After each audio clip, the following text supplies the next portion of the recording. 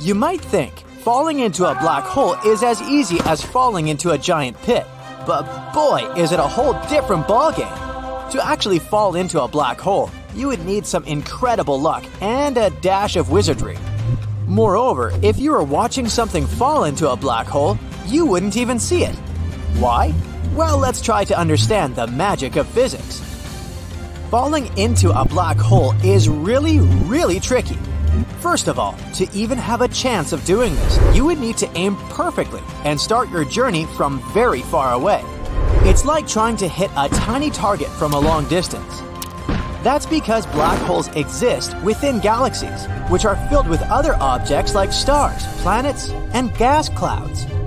These objects have their own gravitational forces that can influence the path you need to take. It's like you have to carefully navigate through the room, avoiding bumping into others or getting pulled off course by their movements. In a similar way, when falling into a black hole, you need to navigate through the influences of other celestial objects. As you get closer, things get even more complicated.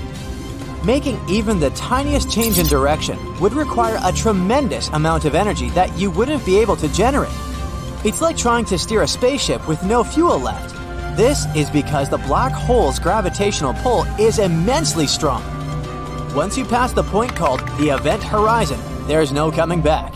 You wouldn't be able to control anything. Now, even if you somehow manage to get on the right path and avoid all the obstacles, there's still a dangerous situation waiting for you. The intense heat and energy around the black hole, called plasma, would fry you as you get closer.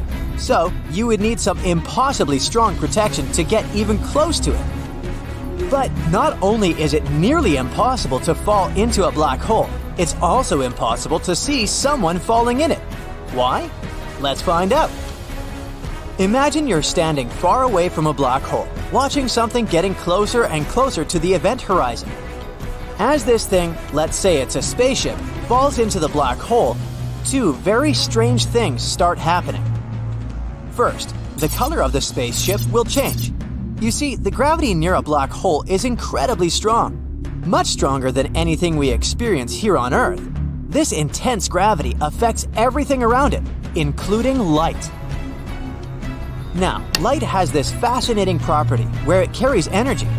But when light gets close to a black hole, the powerful gravitational pull starts sapping away its energy, kinda like stealing it, making light weaker. And you know how when you look at a beautiful sunset, the sun appears to be this warm, reddish-orange color? Well, that's because when sunlight travels through our atmosphere, it scatters and loses some of its higher energy bluish colors, leaving behind the redder ones. So when light loses energy, it tends to shift towards the red end of the color spectrum. The same thing happens near a black hole. The light from the spaceship loses energy due to the black hole's strong gravity. So, the spaceship, which initially had its own color, starts looking redder and redder as it gets closer to the black hole. It's as if the black hole is casting its magical spell, changing the color of the spaceship itself. The second weird thing is related to time. According to a theory of general relativity, gravity can mess around with time itself. And it works in a very strange way, because none of you, not you, not people on board a spaceship, will feel this change. For you, an observer in this scenario, time is flowing just like it always does. You're just sitting there, sipping your space lemonade and watching the spaceship's journey. For people on a spaceship, things are the same. Their watch ticks away at a regular pace, and they go about their day as usual. But, objectively, for you, it would be like watching a spaceship fall in slow motion. It will seem to you that it's been falling into a black hole for weeks or even years. You might turn 80 and the spaceship is still out there. Crazy, right? Now, if time slows down for the spaceship, it means the light it emits also slows down. So, imagine someone on that spaceship flicking a flashlight on and off. But because time is moving so slowly, the light coming from the flashlight also moves in slow motion. It takes ages for each burst of light to reach your eyes. You'll be watching a spaceship as if you're watching a video in super slow motion. And when light takes longer to reach your eyes, it becomes weaker and dimmer, just like a fading star. So, as the spaceship gets closer and closer to the black hole's event horizon, not only does it start looking redder, but it also appears dimmer. So, it becomes harder and harder to see the spaceship as it gets closer to the black hole. It slowly fades away, like a disappearing act on the grandest stage of the universe. Pretty mind-boggling, isn't it? But that's all about you, the observer. And how are people on board doing? What do you actually experience when you fall into a black hole? As you get closer to the black hole, something really weird starts happening. The gravity near the black hole is so powerful that it stretches and warps everything around it. So the difference in gravitational pull between your head and feet becomes significant. This difference creates a tidal force, which stretches your body like a long, thin shape. It's a process that's scientifically called spaghettification. Essentially, you would be stretched into a human noodle. Being turned into spaghetti might sound fun for a pasta lover, but it's definitely not so great for an astronaut. Meanwhile, colors around you begin to warp and distort, creating a dazzling light show. It's like riding a roller coaster through a rainbow tunnel. Twists and turns, flashes and sparks. It's an exhilarating, mind-bending experience. And then, what happens to you depends on the type of black hole. First, we have classical black holes. These are black holes that exist forever. If you fall into this black hole, it would take an incredibly long time to reach the center. The center would keep getting closer and closer, but you would need an almost infinite amount of time to reach it. So it would feel like your journey would never end. And then we have evaporating black holes. These black holes can evaporate over time due to a process called Hawking radiation. It's just like the ice cubes melting away. These black holes have a limited lifespan, and it's basically impossible to fall into one of them. As you approach the evaporating black hole, you find yourself hovering near its edge, the event horizon. It's like being stuck at the entrance of a super cool amusement park. But guess what? This amusement park is shrinking. The black hole is evaporating, and as it does, the event horizon gets smaller and smaller. So you stay right at the edge, tracking its every move, but you will forever stay in this event horizon without ever crossing it. But remember, once you pass the point of no return, there's no way back. You're on a one-way ticket to the mysterious heart of the black hole, the singularity. At the singularity, everything goes bonkers. Our current understanding of physics goes haywire, so it's a bit like entering a magic show. What happens once you reach the singularity? Is there anything on the other side of a black hole? We have no idea. It's a big mystery for us, but maybe we'll figure this out someday. So, my friend, it's best to admire black holes from a safe distance and let your imagination soar with the incredible wonders they hold. Just remember to keep your pasta on your plate and not near these cosmic spaghetti makers. You're on a spaceship flying through outer space at a speed of 180,000 miles per second. This is almost the speed of light. Make yourself comfortable, because the voyage is going to be long. It will last a little more than 90 years. It's better to use a cryo capsule to not get bored. In short, you need to fly for almost a century at the speed of light to get to a mysterious exoplanet that scientists have recently discovered. They have found many planets in the last few years, but this one can help in the search for extraterrestrial life. The planet looks like a dark blue ball and has a complex technical name consisting of letters and numbers. It's about the size of Neptune and orbiting around a little star of class M, or in simple words, around a red dwarf. The planet is 8 times closer to its star than Earth is to the Sun. But this doesn't mean that fiery layers of magma cover the surface of this world. The temperature on this exoplanet is pretty low and similar to Earth's. That's because the red dwarf is not as hot as our Sun. But the most exciting thing is that the atmosphere of this space object consists of water vapor, or helium hydrogen. Scientists don't know for sure, so they actively observe it. But if there is water in its atmosphere, then life can exist. it's unlikely we will discover some big creatures, but even microscopic bacteria would be a big sensation. Another reason why scientists keep their eyes on this planet is its origin. If they find out what the planet's atmosphere is made of, they'll understand how such objects can form around red dwarfs. This will be another little brick of understanding of how the universe works. Even if they discover life on this strange planet, it will be impossible to transport it from there for us to study. Fortunately, there's another massive object near Earth where microbes can live, and it's located inside our solar system. In 2020, scientists detected a strange gaseous substance in Venus's atmosphere. These were chemical residues of phosphine. This is a significant finding because phosphine exists on Earth near some microbes. They've recently discovered phosphine in penguins' bodies. Many people started to put out theories that these animals came to us from Venus. But, of course, this is not true. You can also find this substance among swamps and mud. So it was a big surprise when they found residual phosphine parts on another planet. It's weird, since life on Venus's surface most likely cannot exist. The temperature and pressure on the planet are just too high. But high up in the sky of Venus, the conditions are not so terrible. Perhaps some microbes live there. But scientists also know that volcanoes often erupt there.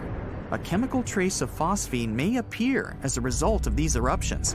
If this is the real reason for the appearance of phosphine, they probably won't find any life.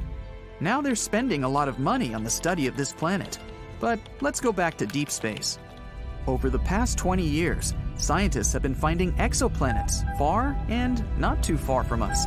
Some of them orbit around dwarfs and big stars, but some planets exist entirely alone. They don't belong to the orbit of any star. They are abandoned in cold outer space. Another exciting thing is that scientists haven't found a planetary system similar to our solar one. All distant exoplanets are located at different distances from their stars. Their sizes and masses are not like those that our planets have. We call them exoplanets since they're beyond our solar system. Some other fascinating space objects are super-Earths. If some planet weighs from 2 to 10 Earth masses, is 2 times bigger, and gets energy from a star, it's called a super-Earth. No more similarities with our home. Super-Earth can consist of gas, rocks, water, ice, fire, acid, glass, or diamonds. Scientists haven't yet found a super-Earth with ideal conditions for humans. Not because all planets are bad for life, but because our body has evolved and adapted to Earth only. We don't know much about super-Earths. They contain a massive amount of energy because of their enormous masses, and this energy is released. Therefore, frequent volcanic eruptions and earthquakes occur on many of these planets. Thunderstorms happen there almost every day. And by the way, one day there lasts several times longer than our 24-hour one.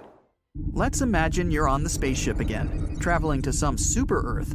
So here it is, massive, orange, majestic. You put on a spacesuit, get into a space capsule, and you change your mind. The whole planet resembles a fiery, boiling ball. If it has any life, it must be some invulnerable creatures. You're not like that, so you fly away to look for another super-Earth. A couple light years away, that giant ball seems to be a friendly place. Wait, this world is located far from its star.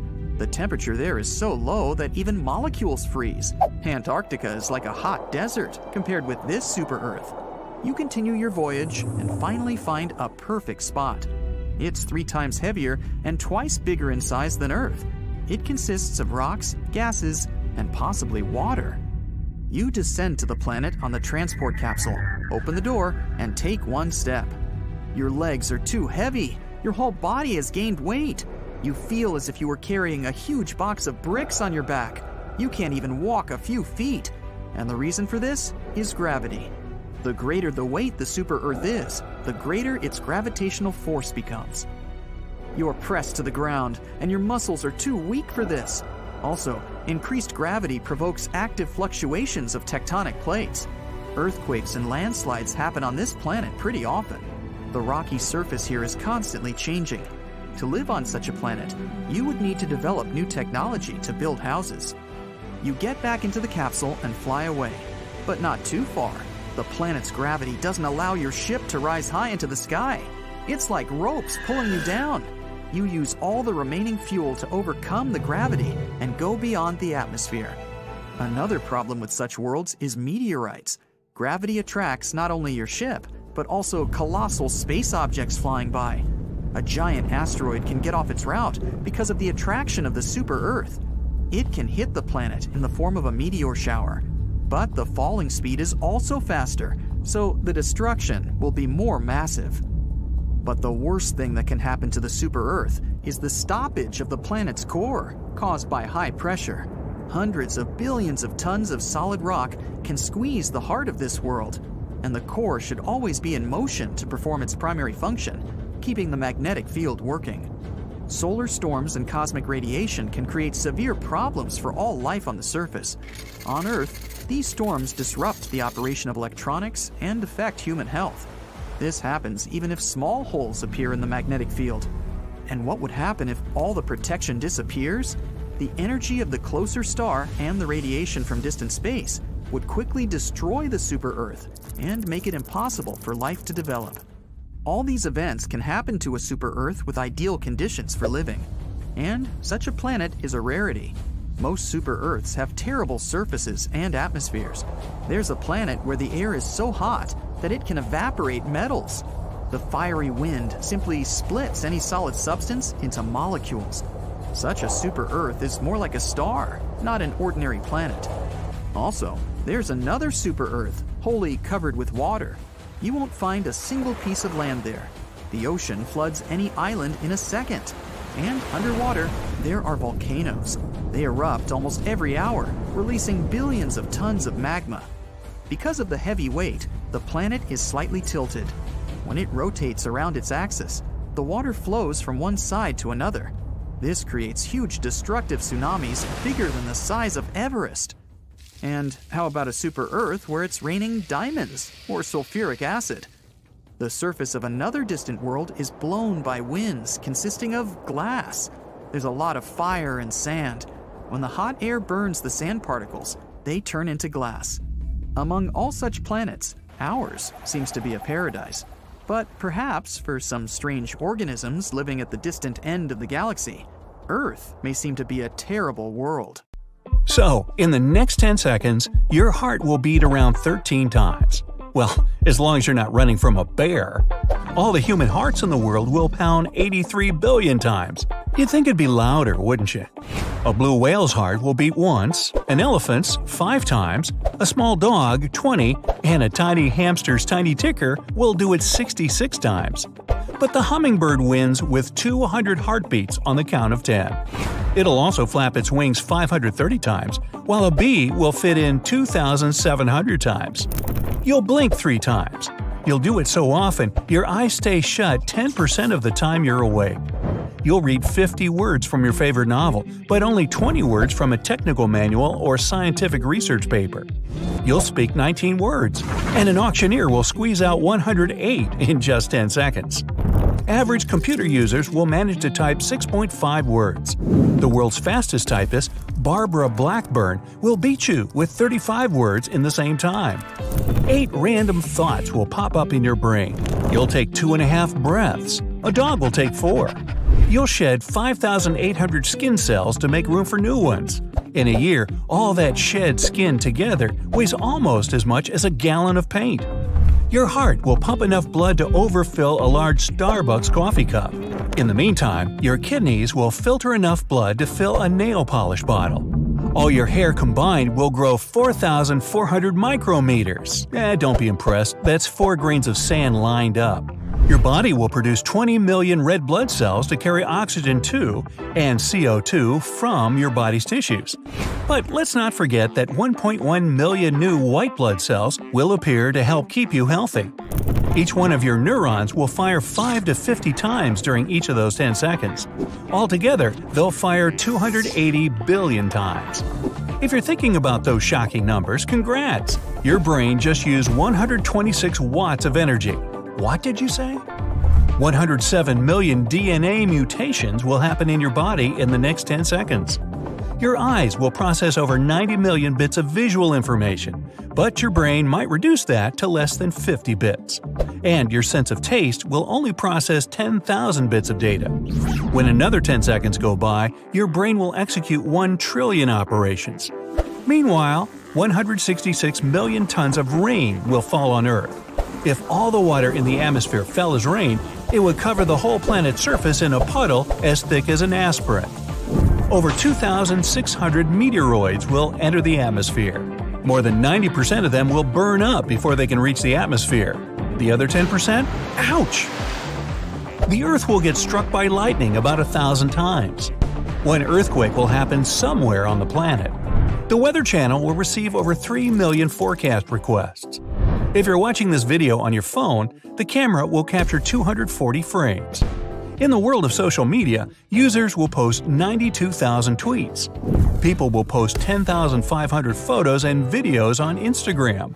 And 500,000 Instagram users will hit the like button on a few of those posts. Another 52,000 recent stories will show up on the platform. 57 curious individuals will create a new Instagram account. Out of all the emojis to choose from, the heart one will get used 3,800 times. 15 excited people will enter Disney World, but only 6 will enter the Magic Kingdom. 768 feet of lawn will get mowed at the establishment, or about 2.5 football fields. 24 thirsty visitors will get a Coke, while only 4 water bottles will be sold. And 3 people will order a burger at Disney World. McDonald's, in its turn, will sell 782 burgers. 181 of those will be Big Macs. In just 10 seconds, Mickey D's will sell the weight of a polar bear in fries. 8,500 customers will be served, and of those, 163 coffee drinkers will buy a cup of joe there. McDonald's crew members will use 686 eggs. An estimate of 2,023 Uber drivers will complete their trip. All of them combined will drive enough miles to go around the moon's equator, plus some. 202 phone users will download the app and order themselves a ride. Many Uber drivers will make $264 in tips combined. Almost 6 million Facebook messages will be sent, and people will share 67,000 new photos through the app. By the time you count all your fingers, 5,500 new video chats will start. People will send 600,000 emojis and almost 6,000 GIFs on Messenger. 30,000 app users will start a new conversation. 289 others will join a group chat. 117 people around the globe will get online for the very first time. 91 others will join the world of social media and get a glimpse of how crazy it is. 500,000 gigabytes of internet traffic will be created, and 306,000 gigs of new internet data will appear. More than 12,600 online transactions will go through before you hear the next fact, and a large percentage of them aren't for physical products. 439 individuals or companies will register for a unique domain, but only 94 websites will be created. It'll take us days to explore all of them. Snapchat users will share 200,000 photos and videos. Active Snapchatters will check the app 30 times a day. 20 people will join LinkedIn, aiming to make some professional connections. Content creators will post 83 hours of YouTube videos, and this one belongs to that batch. 476 new blog posts will appear on the internet, most of which we'll never have the time to read. Phone users will manage to send over 2 million texts, with an average typing speed of 6 words every 10 seconds. While you comment on that, Amazon will ship 185 packages to its online shoppers. And Amazon's CEO, Jeff Bezos, will make $32,000 in those same 10 seconds. As for Bill Gates, he'll make roughly $3,800. Netflix watchers will stream 16,000 hours of movies and shows. 55 new tablets will make it to their new homes. Parents will spend $318,000. Americans will make $887 cash deposits to ATMs. There will be 1,840 withdrawals in that same time. 166,000 passengers inside airplanes will zoom somewhere over the Earth. 11 planes will take off from a runway somewhere in the world. 31 guests are checking into an Airbnb, while 58 others are already staying there. 47 future travelers will be making an online booking for their trip. People around the world will drink 230,000 cups of coffee. 104,000 people will finish drinking their Coca-Cola. Businesses will produce 600 lipsticks. 20 lovebirds will tie the knot and will have 10 newly married couples. 24 people will buy a new home. 43 new little humans will enter the world. 7,000 little chicks will do the same. But a species of nematodes will multiply by 69 quadrillion during that time. People, companies, and bots will send over 33 million emails, most of which will end up in our junk folders. Google will attempt to answer 30 million questions in people's browsers. Meanwhile, 4,760 Redditors will be looking for answers on their favorite site. 324 users on the site will leave a comment on a post. Frequent online shoppers will leave $1.2 million worth of items in their shopping carts. 472 people will buy a smartphone. 70 will choose an iPhone. And 13 people will be proud new iPad owners. While people are unboxing their new gadgets, Siri will respond to 39,000 requests. A total of 7 Apple Watches will be sold. A little over 9,700 apps will get downloaded on iPhones.